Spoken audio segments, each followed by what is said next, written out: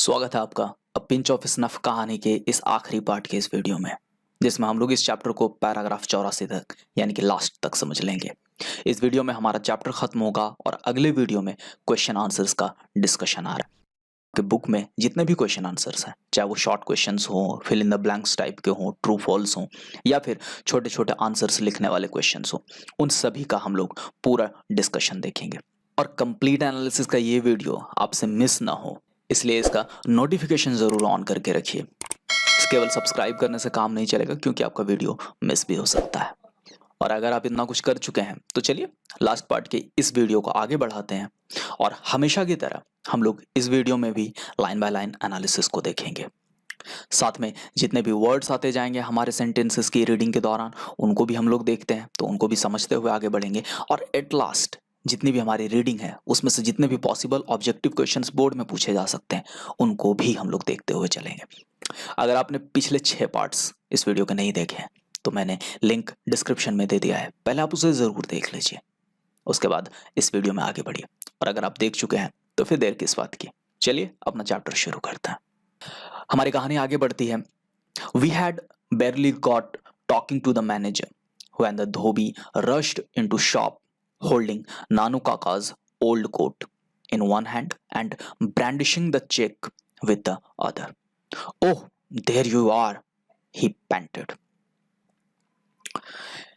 यहाँ पर जो कुछ इंपॉर्टेंट वर्ड्स हैं पहले उसे देखते हैं। बेरली, बेरली का एक्चुअल मीनिंग होता है बहुत मुश्किल से, यानी कि we had barely got talking, यानी हम मुश्किल से बात करना शुरू ही किया था हमने। रश मीन्स दौड़ते हुए आना, भागते हुए आना। पैंट का अर्थ होता है हाफना, ठीक है, जैसे दौड़ते दौड़ते हाफने लग जाते हैं ना, उसी तरह से।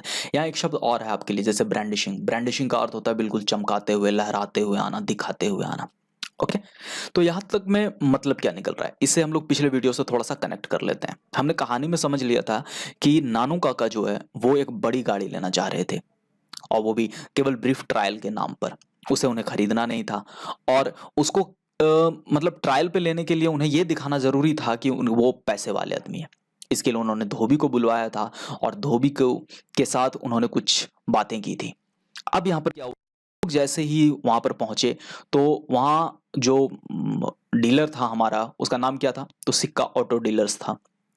सिक्का ऑटो डीलर के मैनेजर से उन्होंने मुश्किल से बात करना शुरू ही किया था कि उसी समय धोबी दौड़ता हुआ आया। और वो क्या किया हुआ था, holding Nanu Kaka's old coat in one hand. एक हाथ में उसका जो एक हाथ था धोबी का, उसमें नानू काका का पुराना वाला कोट था, और दूसरे हाथ से क्या कर रहा था, वो एक चेक को लहराते हुए आ रहा था। वो चेक 1000 रुपए का था, जो कि नानू काका ने लिख करके कोट के अंदर डाला था। और वो हाफते हुए आकर कहता है, ओह, तो आप यहाँ हैं। Look what you had left in this coat of yours. Nanu Kaka held out the check at the arm's length and clucked his tongue several times. How careless of me, he said. यहाँ पर important words में जैसे एक left आया हुआ है, वैसे तो हम लोग जानते हैं कि लेफ्ट का मतलब बायां होता है, लेकिन यहाँ पर लेफ्ट जो है ये पास्ट फॉर्म है लीव का। लीव मतलब होता है छोड़ना, ठीक है। तो लेफ्ट यानी क्या छोड़ दिया था हमने। उसके बाद लेंथ यानी दूरी पर। क्लक मतलब होता है जी को चटकाना, जैसे करते हैं ना, ओह, इस तरह से। तो उन्होंने अपनी जीभ को चटकाया था उस तरह से। सेवरल यानी कुछ या अनेक बार। और केयरलेस का अर्थ होता है लापरवाह। तो धोबी ने आते ही क्या कहा कि देखिए आपने क्या किया, आपने अपनी कोट में क्या छोड़ दिया था। तो क्या छोड़ दिया था भाई, तो नानू काका ने अपना हाथ बढ़ाया और हाथ बढ़ाते हुए चेक को देखा, और देखते ही जीभ को चटकाया। ओह, ऐसा उन्होंने कई बार किया, सेवरल टाइम्स, यानी लगातार कुछ देर तक किया। और उसके बाद वो कहते हैं कि हाउ केयरलेस ऑफ मी, मैं कितना लापरवाह हूं। I am always doing this sort of thing. Bearer check too. Anyone could have cashed it. Here, my good man, he said to the Dhobi. Here is a reward for you. शुरू में जो words आए हैं जैसे कि always, always का मतलब होता है हमेशा। बियरर का अर्थ होता है धारक, जो यानी जिसके पास वो चेक है वो उसको पैसे ले सकता है, यानी कि जिसके पास भी वो चेक है वही उसका मालिक हो जाता है, ठीक है। एनीवन का मतलब तो आप जानते ही हैं, कोई भी। उसके बाद रिवॉर्ड का अर्थ होता है इनाम, ठीक है। तो नानू काका ने यहाँ पर कहा कि मैं हमेशा अक्सर ऐसी चीजें कर देता हूँ, दिस सॉर्ट ऑफ थिंग, इस तरह की चीजें, और वो भी बेरर चेक, यानी कि जो धारक का चेक है उस पर भी मैंने ये किया। और कोई भी इसको बना सकता था, कोई भी इसको कैश कर सकता था, जाकर बैंक में जाता और उसको पैसा मिल जाता। Here is my good man, तुम अच्छे आदमी हो। उन्होंने धोबी से कहा और उससे कहा कि ये रहा तुम्हारे लिए इनाम है मेरे पास। There is nothing like honesty, and he gave him a 2 rupee note and a pat on the back. After this demonstration of wealth, it was quite easy about the car. I drove wearing my white Jodhpur coat and the orange turban. यहाँ पर जो important words आए हुए हैं उनको देखते हैं। तो एक जैसे शब्द आया हुआ है ऑनेस्टी, ऑनेस्टी का अर्थ होता है ईमानदारी। उसी तरह से यहाँ पर एक शब्द और है पैट, पैट का मतलब होता है थपकी देना, ठीक, जैसे पीठ पर शाबाशी देते हैं ना, उसी को कहते हैं पैट। उसके बाद एक है डिमॉन्स्ट्रेशन, डिमॉन्स्ट्रेशन का अर्थ होता है प्रदर्शन करना। वेल्थ यानी धन, वियर मतलब पहनना, टर्बन कहते हैं पगड़ी को, पगड़ी को, और क्वाइट इजी यानी कि बिल्कुल आसान। अब यहाँ पर क्या हुआ, नानू काका ने कहा कि ईमानदारी से ज्यादा अच्छी चीज कोई हो ही नहीं सकती, there is nothing like honesty. और उसके बाद उन्होंने क्या किया, धोबी को एक 2 रुपये का नोट दिया। उस समय 2 रुपया बहुत बड़ी बात हुआ करती थी, तो इसीलिए 2 रुपये का नोट दिया उसे और उसके पीठ पर शाबाशी दी कि तुम ईमानदार हो। और ये जो धन का प्रदर्शन था, after this demonstration of wealth, ये जो उन्होंने धन का प्रदर्शन किया कि मेरा जो कोट है उसमें मैं 1,000 रुपये तक का चेक छोड़ देता हूँ, मैं इतना लापरवाह हूँ पैसों को लेकर के, यानी कि मेरे पास पैसे बहुत सारे हैं, और उसको इनाम में दे दिया पैसा, ये सारा चीज दिखा करके, तो ये बहुत आसान हो गया कार लेना वहां से। तो वो जो मैनेजर था वो इम्प्रेस हो गया। इसके बाद क्या हुआ, तो नैरेटर जो कहानी सुना रहा है उसने गाड़ी चलाई, क्या करते हुए, व्हाइट जोधपुर कोट पहना उसने। जोधपुर कोट एक कोट का टाइप है और वो उजले कलर का था, उसे पहना उसने जैसा कि एक लेवरेट शॉफर दिखना चाहिए। शॉफर का मैंने पिछले लेक्चर में बताया था कि ड्राइवर्स होते हैं जो कि पोशाक पहन करके, टोपी लगा करके जो गाड़ियां चलाते हैं, उसी को लेवरेट शॉफर कहा जाता है। और उसके साथ साथ उसने क्या कर रखा था, एक नारंगी रंग की पगड़ी लगा रखी थी शाही अंदाज दिखाने के लिए। And Nanu Kaka sat regally at the back, looking every inch what he was supposed to be, a hereditary Pandit from a princely estate. We drove to the minister's house, and the servants and the secretary first around us. अब यहाँ पर जो important words आए हुए हैं, जैसे रीगली, रीगली होता है बहुत शांत से, बिल्कुल शानदार तरीके से, शाही अंदाज में। सपोज्ड जैसा होना चाहिए, माना जाए जैसा। हेरिडेटरी कहा जाता है वंशानुगत, जो वंश के साथ ही चला आ रहा होता है, जैसे कि एक का पिता, फिर उसका बेटा, फिर उसका बेटा। जैसे कि कई सारे घरों में होते हैं पंडित वगैरह या कोई काम करने वाले, तो उसने काम किया है तो उसका बेटा भी उसी के यहाँ काम करेगा, उसका बेटा भी उसी के यहाँ काम करेगा, उसी को हेरिडेटरी कहा जाता है। पंडित तो आप जानते ही हैं। प्रिंसली कहा जाता है ये जो राजघराने होते हैं उससे, ठीक है, शाही राज्य से। ड्रोव ड्राइव से लिया गया है, जो गाड़ी चलाते हैं, ड्राइव। हाउस यानी घर, एंड द सर्वेंट नौकर, और सेक्रेटरी सचिव जो होते हैं वो फुस अराउंड, यानी कि आसपास बिल्कुल जमा हो गए। ओके, तो यहाँ पर कहने का मतलब ये निकला गया कि नानू काका जो उन्होंने तो, जो नैरेटर थे उन्होंने तो जोधपुरी कोट पहन लिया व्हाइट कलर का और नारंगी रंग की पगड़ी बांध ली, और नानू काका जो थे वो पीछे बैठे हुए थे गाड़ी के, बिल्कुल शाही अंदाज में, और बिल्कुल वैसे ही दिख रहे थे जैसा उन्हें दिखना चाहिए था। तो कैसा दिखना चाहिए था, तो वो एक रियासत वंशानुगत पंडित बनकर गए थे, यानी जो ज्योतिषी वगैरह होते हैं किसी भी शाही परिवार के, वो बन करके जा रहे थे। और इसके बाद जैसे वो मंत्री के घर पर पहुंचे तो वहां के जो नौकर थे या फिर जो भी उसके सचिव वगैरह थे वो उनके आसपास जमा हो गए। फुस्ड अराउंड का अर्थ हुआ जमा हो गया, घेर गए, बात करने लग गए आपस में। नानू काका, who refused to state his business but merely called for the visitor's book. I have just come to make a formal call, he announced. I have no wish to disturb the minister. यहाँ पर कुछ words आए हैं जैसे refused, refuse का अर्थ होता है मना करना। ओके, मैरिली मुश्किल से, ओके, केवल बहुत, जब छोटा सा चीज का बात आता है तब मैरिली बोला जाता है। और विजिटर्स यानी आगंतुक को कहा जाता है कई जगहों पर जब आप जाते हैं तो वहाँ पर जो भी बाहर से आने वाले लोग होते हैं उनको अपना नाम, अपना एड्रेस, अपना पूरा डिटेल मेंशन करना होता है जिस बुक में, उसी को विजिटर्स बुक कहा जाता है। अनाउंस जैसे कि वो घोषणा करते हैं, ओके। और डिस्टर्ब यानी परेशान करना या उसको बाधा पहुंचाना। तो हुआ क्या कि जब वहाँ के सचिव, वहाँ के नौकरों ने उन्हें घेर लिया तो नानू काका जो थे उन्होंने अपना आने का कारण बताने से मना कर दिया और केवल विजिटर्स बुक मंगवाया जिसमें कि जो भी आते हैं विजिट करने के लिए वो लिखते हैं। और उन्होंने क्या अनाउंस किया, I have just come to make a formal call, मैं बस एक औपचारिकता निभाने के लिए यहाँ पर आया हुआ हूँ और मंत्री को परेशान कर मेरा कोई भी इरादा नहीं है। आई हैव नो विश, मेरी कोई मनोकामना नहीं है, मेरी कोई इच्छा नहीं है कि मैं मंत्री को परेशान करूं, आप केवल विजिटर्स बुक ले आइए। It is just a formality that we in the old princely states still observe. His highness is a great stickler for these courtesies. इसका मीनिंग समझेंगे उससे पहले वर्ड्स की फॉर्मेलिटी, औपचारिकता, केवल औपचारिकता है। प्रिंसली ये जो शाही होते हैं, ठीक है। हाइनेस यानी महाराज, स्टिकलर उससे बहुत जुड़े हुए, उससे बंधे हुए, उसको पालन करने वाले। और कर्टसीज, कर्टसीज यानी कि ये जो परंपराएं हैं, ये जो मान्यताएं हैं, उसको कर्टसीज कहा जाता है, ओके। तो आगे नानू काका ने कहा कि ये केवल हमारी तरफ से औपचारिकता है, ठीक है, जो कि हमारे शाही परिवार में, जो कि हमारे शाही राज्य में अभी भी स्टिल ऑब्जर्व, ऑब्जर्व का अर्थ होता है पालन करना उसका, ठीक है। तो अभी भी इसका हम लोग पालन करते हैं। और हमारे महाराज जो हैं, हिज हाइनेस, वो इन सारी मान्यताओं के, इन सारी परंपराओं के बहुत ही बड़े मतलब अनुयायी की तरह हैं, बहुत ही ज्यादा वो इन चीजों को तवज्जो देते हैं। They brought the visitors book and watched Nanu Kaka, and I watched Nanu Kaka in admiration as he wrote his name with flourish and added hereditary astrologer to the Maharaja of Ninnar. At the end, he gave his Delhi address, my address.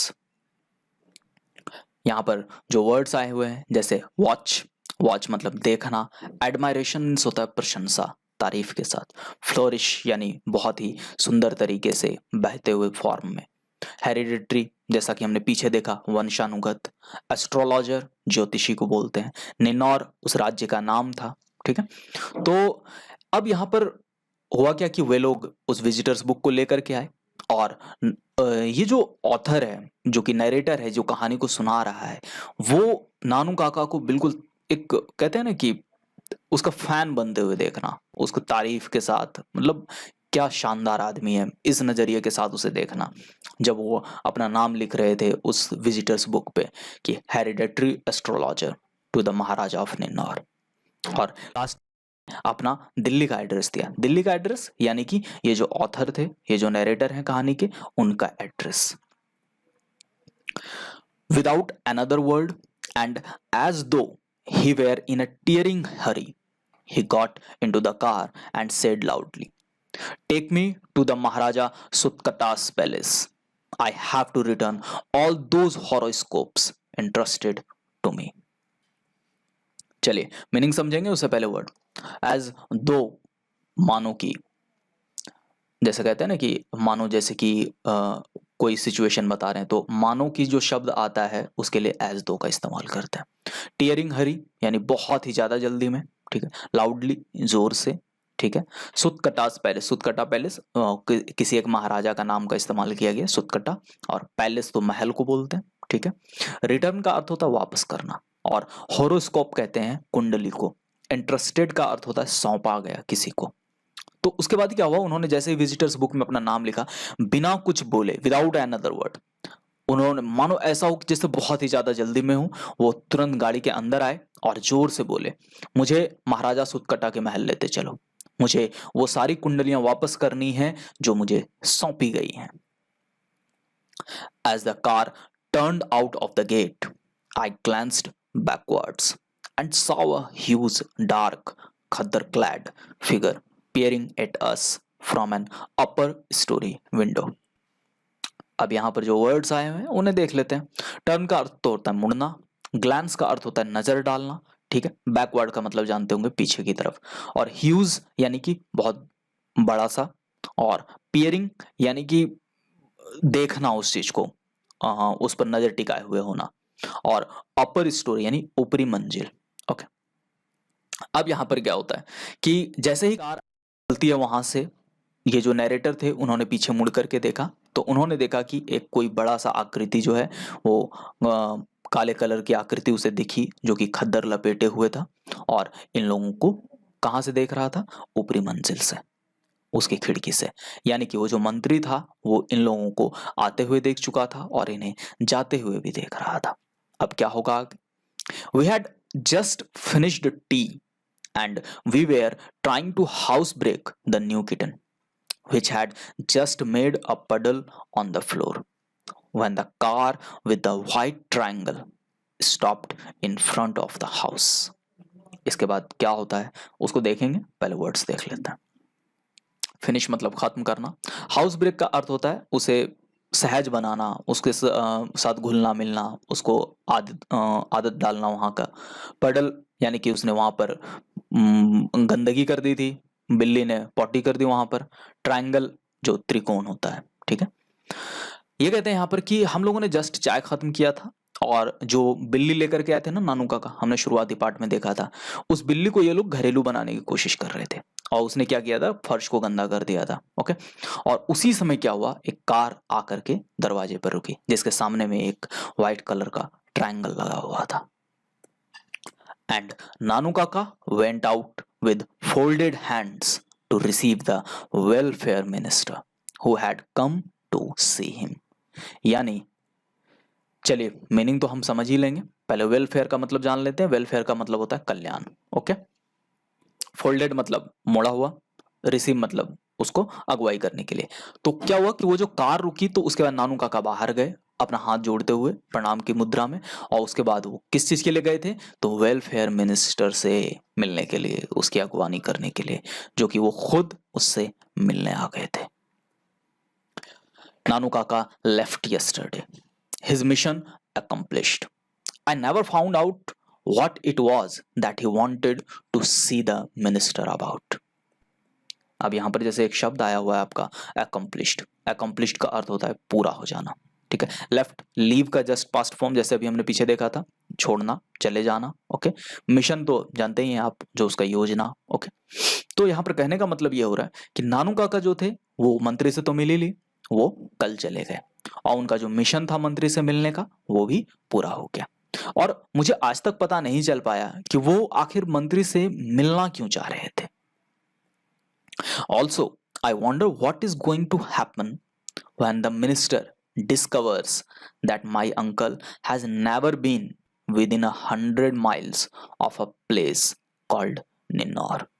इसके साथ ही यहाँ पर कुछ चिंता जाहिर करता है ये नरेटर, लेकिन उससे पहले इसका मीनिंग देखते हैं कि वंडर मतलब होता है हैरान होना, डिस्कवर मतलब लगा लेना। ओके, ठीक है। तो यहाँ पर कह रहा है क्या कि साथ ही मुझे ये भी हैरानी होती है कि उस समय क्या होगा जब मंत्री को ये पता चल जाएगा कि मेरे जो मामा जी थे वो ये जो निन्नौर नाम की जगह है उसके आसपास मीलों, 100 मील के आसपास भी कभी नहीं गए। उस समय एक न एक दिन तो पता चलना ही है, क्योंकि उसके यहाँ मंत्री की रिश्तेदारी हो रही है, तो ये पता चलेगा, तब पता नहीं क्या होगा। फिर ये आगे कहता है although I am now convinced that Nanu Kaka will deal with the situation without allowing a single fold of his angocha to fall of place. Only when it happens I want to be somewhere far out of range. यहाँ पर जो important words हैं जैसे convince, convince मतलब मान जाना, और situation स्थिति परिस्थिति, अलाउ मतलब होने देना, अंगोछा वही गमछा जो उसके पीठ पर होता था, और हैपन मीन्स होता है होना, आउट ऑफ रेंज यानी बहुत दूर।